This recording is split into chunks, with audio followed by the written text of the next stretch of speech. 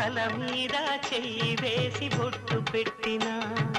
తాళి బొట్టు మెడను కట్టి బొట్టు పెట్టినా తల మీద చెయ్యి వేసి బొట్టు పెట్టినా తాళి బొట్టు మెడను కట్టి బొట్టు పెట్టినా